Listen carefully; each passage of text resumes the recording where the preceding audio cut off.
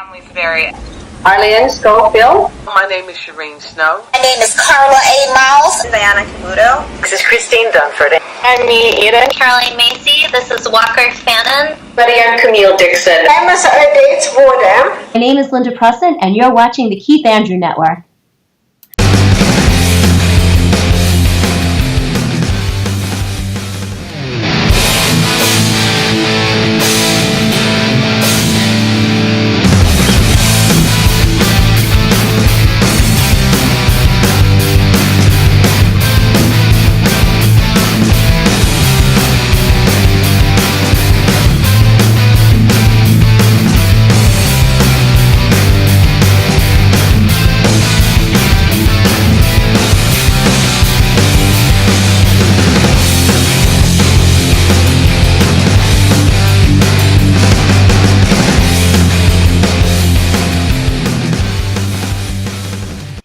Ladies and gentlemen, welcome to the Keith Andrew Network. This is episode 427.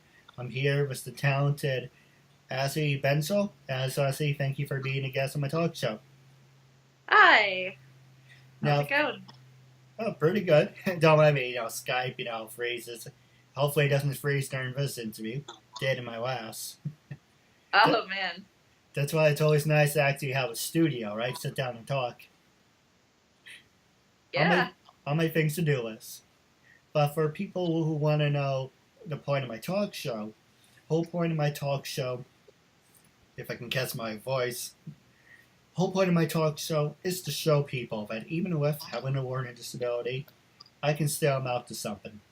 And at the same time, I'm able to turn myself into an example for people out there dealing with any types of learning disabilities and disabilities. They should never give up and should prove people wrong. Show them that labels do not dictate who you are and who you're going to be. You should prove to them, hashtagging and break the labels. So that being said, half hour, 37 minutes of your time. Say anything you want, curse if you want to. And starting off, and for people who want to know, we already did an interview about, let's see, before I rebranded myself as you might remember me as Uncensored. Yes, the theme is still uncensored, freedom of speech, freedom of self-expression, but I'm actually going by the name KeithAndrewNetWork.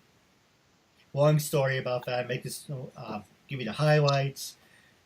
People were saying to me I wasn't copyrighted, I wasn't trademarked, so I went to a lawyer, senior advisor, who I found on LinkedIn. And he basically said you don't have to be copyrighted because you're not making any money. You're not trademarked because you have an online presence and people know who you are. Your biggest mistake was you weren't having people sign the permission form. So basically, I took everything down. Some people said yes, some people said no. So I said, Uncensored is used for me, it could be used for you, it could be used for my cat over here, or my dog, or your dog. And so I'm like, let's do something different. I have the Keith Andrew Network name. Might as well make use of it. So from now on, it's not called Keith Andrew Network Presents Uncensored. It's just the Keith Andrew Network Season 4. But the theme of it is still uncensored. Freedom of speech, self-expression, and everything. Just giving you the quick highlights. And now for our hinting back to our last interview, I'm not going to repeat myself, so I'm going to keep this more up-to-date questions, but also more wrestling base. As you mentioned, you were a professional wrestler, and before we went on the air, you mentioned you took 2 years off. So what have you been doing since the last time we talked was 2014, 2015? It's a long time. It's great to see you again. Yeah, you too. I don't know, the same stuff as usual, working on my art, climbing. I work in the entertainment industry backstage, so that takes up a lot of my time, but it's winter time right now, so work's a little slower until House of Cards starts back up at the end of this month, so I'm just kind of cleaning up my house and hopefully getting some artwork done and exercising and training and getting ready for my first big match in my hometown of Baltimore at the end of February for Baltimore Championship Wrestling. Oh, nice. Yeah, that's about it. Hanging out with my cats. Now, for the House of Cards reference, are you a fan or were you actually, I can't remember. Are you a fan or were you actually on House of Cards? I work backstage on House of Cards. Oh, nice. I've done a bunch of different things. This year I've been working with the riggers. So we prepare the area for shoots. If there's anything that needs to be hung from the ceiling, we take care of that, make sure everything's nice and safe, deal with all the lifts and all kinds of different cool stuff. So it's a lot of fun. He's on my things to do list. I would love to have Kevin Spacey on the show. Well, you never know. It's true. Now, in the next question I was going to ask you, I can't remember what happened in 04, 04, going way back, 2004, but I'm going to ask you some wrestling questions, and I want your opinion about it. And I know there's a video where they show you where, I can't even speak, I probably having a stroke or something. Don't mind me. Get a glass of water. Well, I just had some coffee to wake myself up. There's some videos of putting the WWE ring together. So I'm going to ask you some ring questions. So if there's any professional wrestling fans out there that want to follow in your footsteps or anyone else's footsteps, what it's like to work in a ring. And according to the video, there's no springs in it. That's a solid floor you're hitting, 24 by 24. So when you first started out being a professional wrestler, was there any classes you had to take, or they just basically said, we're going to throw you as hard as we can on the floor, and you got to take a bump? Was that pretty much the whole thing, or what were the steps for it? Well, there's a lot of different steps, but when I started, I didn't really know much about independent wrestling and what the difference between a good school and a bad school was. I just went to the one closest to my house, and they were rough to train with, and then I went to some other places, and they taught me a little differently. So I trained at a lot of schools. The last time I counted, I came up with 10. There might be more. But I recommend doing your research and finding a good school. The Ring of Honor school has been the best one that I've trained at, so I definitely recommend going there. And House of Truth is really good, or if you're in Florida, train with Jay Lethal. But yeah, just do your research, go check it out, and make sure that you're going to get a good foundation. Actually, I noticed you were holding the camera. Is there a way you can prop it up so it doesn't look like you're playing with the camera? Well, it's my phone, so... Well, I'm just trying to make you comfortable. Yeah, this is all I've got. That's an idea. What about... I think I asked you the first time, I asked you again. Who are some of your... trying to find words for it myself, so I can ask. As a woman, who were some of your influential inspirations? And if that came off wrong, I do apologize. I have no filter. In wrestling? Yes, there's young girls that said, they look up to Trish Stratus. You do look like Bailey. If you took off the glasses, he can be her stunt double. Oh, thank you. And, there's a lot of people that say, as a woman, I think this person stands out the most. And it's funny you don't hear guys saying that. But, it's based pretty much like saying, who is the most influential female wrestler / celebrity person that stands out the most, saying, it's because of you, I copy what you do, and I do what you do. The most influential female? That's hard. There's a lot that are really great, but I think probably Gail Kim was my favorite when I started watching. And I don't ever really want to copy anyone. I want to be basically my goal is to find the best way to represent myself in the ring and be as unique as possible. Sorry. I thought that was on my side. But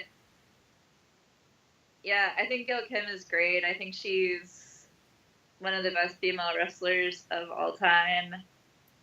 And I don't know, anyone who was a knockout during that time period, like Victoria and Mickey James and all those girls were awesome. You know, Daphne, Sarita. Yeah. No, it's funny. Well, I answered this first question. Did I tell you about the Oh my gosh. I know, I have that effect on people. My phone hasn't made a noise all day. It's probably my personality. Electric personality. Magnetic. Right. So basically, you know, as far as female wrestling goes, the women that stand out the most, who are true legends, is, you know, Gail Kim. You know, because there's not a lot of Asian women that are, you know, wrestlers. You know, there's one woman from the early days of ECW. I can't remember her name. But then that's it. And it's like a long, empty pause. But if you talk about Gail Kim, she's like, yes, she's amazing. She's like the Asian Wonder Woman, if you want to look at it like that. And then you look at, you know, okay, here's another way you can look at it. There's female bodybuilders. There's always going to be another Trish Stratus, you know, or Tomboy. There's always going to be another Lita, you know. But to actually know how to wrestle and how to do the flips and doing it professionally, you know, Molly Holly, you know, Gail Kim, and Victoria, you know, these are the women that actually know how to do the wrestling. Yes, you know, Trish and Lita know how to do flips, but at the same time, they're just putting on a show compared to the other women who actually know what they're doing. You know what I'm trying to say? There's a difference between knowing they may not have the looks, but they know what to do. But if you have the looks, and everyone has that.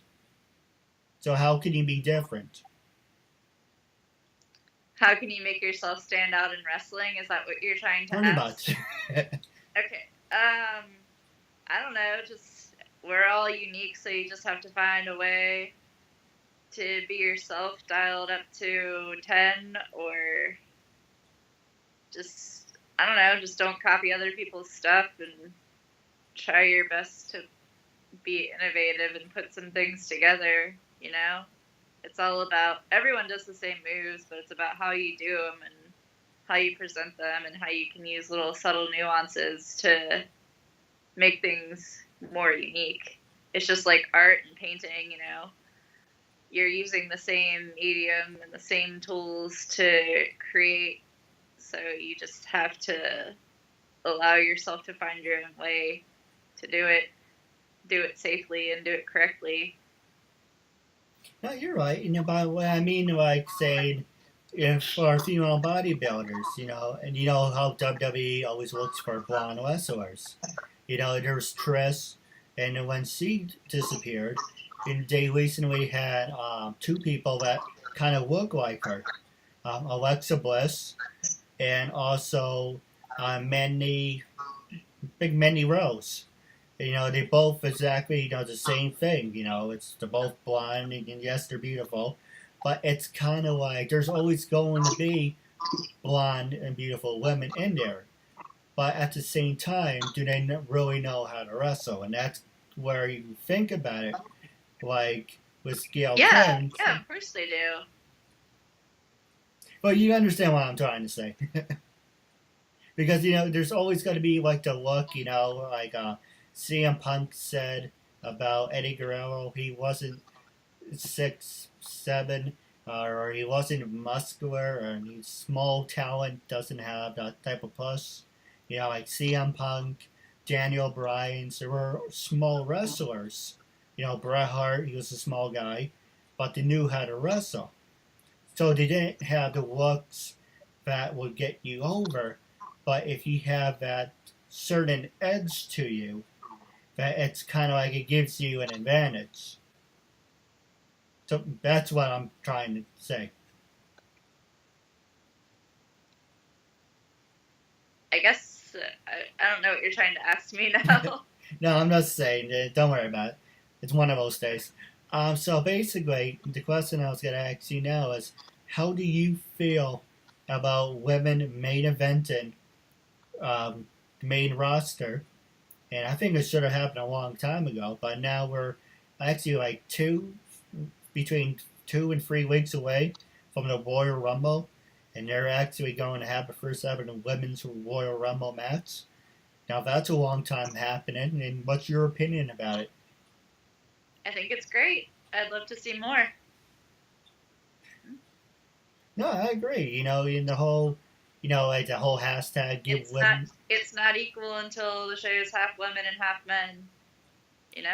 No, I agree, and hopefully WrestleMania, from 34 years ago. Actually, this WrestleMania is 34. So you look at 30 years ago, you always had, guys main event in WrestleMania. So I think it's about time to have women actually main event the WrestleMania show. Yeah, I could see that happening. Alright, so let's put the wrestling stuff on hold because, hey, just more to life in wrestling. And you mentioned you took 2 years off. What have you been doing up for the 2 years? You mentioned you were on the House of Cards. You're helping with that. But what do you do in your free time? Do you, keep in touch with other wrestlers? Do you just, sit back and say, I would like to be a part of this? But just taking a look at your life, what have you been up to? Well, I like to catch up on sleep because when I work long hours and my job's very physically intense. I like to spend time with my 2 cats. They're awesome. And yeah, I'm an artist. I draw and paint and do other things. And I am a rock climber. I belong to an indoor gym called Earth Trucks, and I love to boulder. And I don't know, just anything. I like to go hiking. I like to go on adventures. I have lots of friends from different times in my life spread out all over the place, so I will go visit them when I get a chance. All right. What about, going back to our first interview, who were some of your favorite people that you got the chance to work with in the ring, and who did you actually become friends with? I don't know. It's pretty easy to get along with most women in wrestling. I wrestled Deanna pretty early in her careers a few times, and she's great, Joanna Prazo. I had a great match with Angel Dust. Nyla Rose is awesome. That's who I will be wrestling in February in Baltimore. Jesse Brooks. Bonesaw. I don't know. What about who was? Yeah, I don't know about that one. Who were some of the wrestlers that you liked growing up, that you got the chance to meet, but they really didn't live up to the expectation? I know the whole stereotype of never meet your heroes because they're only going to disappoint you. But, do you think that's true, or it depends on the person? I think that depends on the person and what they're going through in their life, because you never know what's causing someone to act the way that they are. So can't really judge someone off of one encounter. Maybe they just didn't feel like talking to a bunch of people that day, or maybe they're going through a rough time. That's true. But I don't know. I haven't really met any wrestlers that weren't friendly. Well, without mentioning any names, there were a couple wrestlers that, I did extend my hand to at the time, in friendship, and I said, this is what I'm doing, this is my show, I'd like to have you a part of it. I had one person say, yes, I would like to be a part of it, and actually there's a two-parter for that. Basically, he's like, tell me about it, and I told him about the show. At the time, I was called Uncensored, and at the time when I said that, he said, I don't want to hear any more from you. I'm like, why? Because I just told you my show was uncensored? It's like, yes, because I don't want to be, trying to find the words, associated with someone like that. Because because here's the thing about uncensored. It's uncensored as in freedom of speech, freedom of self-expression. You get to say what you want, you can get up, walk around, you can show us your place. That's what I mean by uncensored, because it's not scripted. It's not like, okay, today we're going to ask you a question, blah, blah, blah. Because all the other shows do that. I like to have some freedom to make it different. When I went to explain that to the wrestler, he didn't want to hear it. The only thing he said to me was, if you don't drop it, I'm going to tell you to go fuck yourself. So basically, yeah, I lost a lot of respect for him. I can tell you off the air who that was. There's other wrestlers who I did interview that we did a great interview with. And then afterwards, as you can remember, our first episode when we first met, I was recording like this. So what the camera saw, it picked up on the computer screen. But now I updated my Skype status, so it's got to be cut in half. I'm on the right, you're on the left. And when I went back to that wrestler, oh, the cute kitty. When I went back, actually, what is it, a male or female? That's the female. That's Miko, and this is Ziggy. It's so Ziggy's cute. And I know, to make a long story short about wrestlers, some are really nice and some are just assholes. So, yes, I do have my handful of nice ones that I really met. Like Chuck Coates was really nice. Marlena Perez, Velvet Sky, Ashley, Raven, just incredible. 8-Ball. And, those are a couple ones right off the bat that are really nice. And there's a couple one that I just say ECW. There are a couple ECW wrestlers that I kind of rubbed the wrong way. That because I do have a learning disability and I tend to rub someone the wrong way, not deliberately. It's like I'm not, like when I was asking you the wrestling questions, I didn't mean any disrespect by it. Because, my disability comes in because I don't know how to create a certain question and then stick with it. I kind of start telling you something and then I go completely off track with it. So what's that? With my disability, I tend to rub people the wrong way. I don't know if that's necessarily true, but I don't think anyone means any disrespect by it, but sometimes, people get asked to do interviews a lot, and, it's time and all that, so. That's true. Now, actually, we're going to take a quick commercial break, and when we come back, I'm going to pass the show over to you. All right. Me, Mark Medley. Hi, everybody. This is Mark Neely. Barry Papick. This is Peter Bruno. My name is Kyle Collier. This is Julio Santiago, better known as Dynamite. I'm Richard Epcar. Orange Chow. This is Kerrigan Mahan. This is Golder. And we both support Keith Andrew. My name is Ron Wasserman, and I am supporting Keith Andrew and what he is doing, and you better do the same, or I'm going to come kick your ass. Ladies and gentlemen, I am your host, Keith Andrew, and we're here with Ashley and one of her furry friends. Stardust. It's Ziggy Stardust. It's a cute cat. Yeah, he's beautiful. He knows it. Now, Aren't you, Siegfried? The last question I was going to ask you is on social media. Can social media make you or break you? And as a professional wrestler just starting out, does that influence your career? Saying, should that make you a bigger star and get people's attentions? Or should it be like, it's just one of those things, it's there?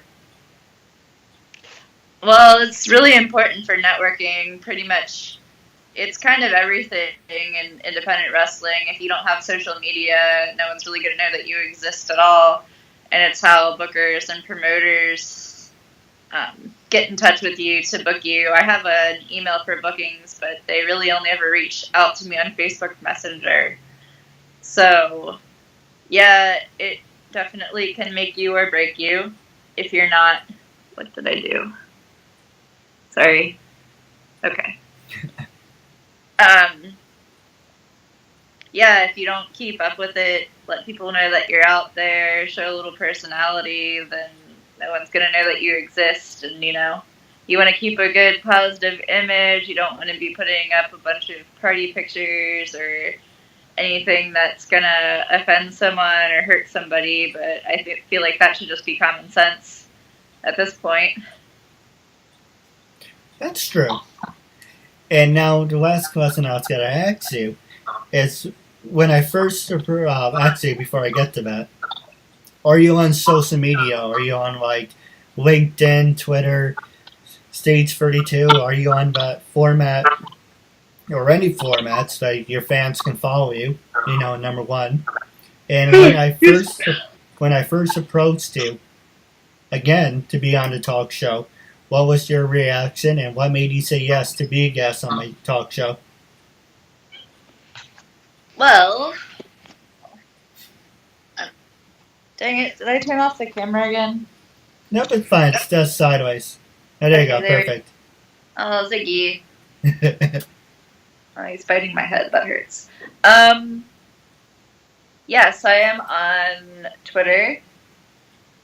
I am on Facebook, but it's only a personal page, so please don't get offended if I don't accept your friend request. I'm going to be making a wrestling one, but I'm waiting on a gear maker to finish my gear first, so I can get new promo pictures taken and have everything all nice and fresh and cohesive. Then, well, you have a personal groomer right behind you, so there you go. Yeah, he does my hair for me every day. He really does a great job. Then we have, I have Instagram. It's all personal stuff though. So once I get going with my new gear and stuff, I'll have social media back up. But right now I just have the Twitter and I have a like page on Facebook. But if you're a promoter, feel free to send me a message. I know, I have that effect on people. No, I'm just been tired all day. I'm old. Well, we're in the same boat. I'm going to be 30 in a couple of weeks. I just turned 30 on the 27th of December, so... Hey, congrats. Thank you. Now, I do have a couple questions for you off the air. But wrapping up our interview segment... Actually, that's what I was going to ask you. When I first approached you to be on the guest on my show, did you answer the question or you didn't? I don't remember. I was distracted by the cat. Ouch. What? Did I ask you... Ow! That hurts. When I first approached you to be a guest on my talk show, what was your first reaction and what made you say yes? I remember doing your show before, and so... I was like, okay, why not? It's half hour. No, I appreciate it. I know a lot of people are going to think the cat's more entertaining than I am. He's more entertaining than everyone. And more handsome. Look at him. Hey, I bet you anything. You make your cat a Twitter or Instagram, it's gonna get more hits than me. I know people. I think you should be a cat food model. Hey, never say never, right? Yeah, make us rich. Hey, Purina. Hey, Hashtag make cat rich. Yep. But was that Time for you to start paying your share of the rent, Ziggy. But wrapping up our interview segment, I do have a couple questions for you off the air. But wrapping up our interview segment, it was a real honor and privilege having you as a guest. And once I actually get a studio, it would be nice to sit down with you in person and doing it professionally. Yeah, definitely. Hang 10. So there's